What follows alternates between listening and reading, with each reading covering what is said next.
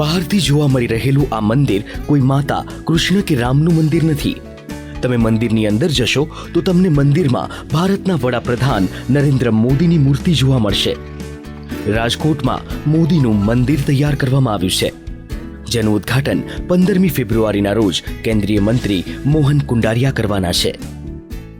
આ માણસને કાયમી ને મને ગાંધીજી મહાત્મા ગાંધીજી જેમ મહાત્મા દેખાતા છોટે સરદારની ટાઈપ. આ માણસ એકવાર વડાપ્રધાન બને તો આખા દેશની શકલ ફેરવી નાખે. એ રીતે અમારા વિચારમાં અમે 2006થી ચાલુ કર્યો ફોર્મ ગ્રુપ અમે બધે સાત મારા મિત્રોએ, અને પહેલાં અમે છબી લઈને બધા મિત્રો એની પ્રેરણાથી ખાલી પૂજા કરી અને હવન પૈજે લાગીને હવનના ધંધે ચાલ્યા ગયા જતા. બધે આમ સામાન્ય માણસો અમારી છે 300-400 માણસો એમનું છે, અને કાયમી ધોરણે સાંજ સવારે એ લોકો અહીં દર્શન કરવા આવે.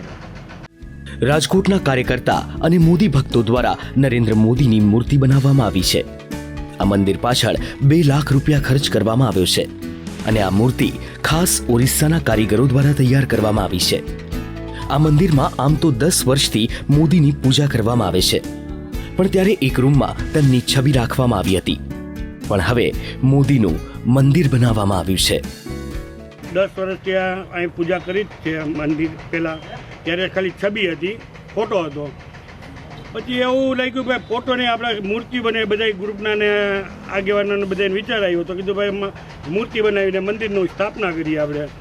તો આ રીતે આ મંદિરને આ નરેન્દ્ર મોદી સાહેબના વિચાર આવી અને અહીં જે મૂર્તિ બનાવી છે, લગભગ મૂર્તિનો ખર્ચ 1.5 થી 2 લાખ રૂપિયા સુધીનો જે મૂર્તિનો ખર્ચ હોય.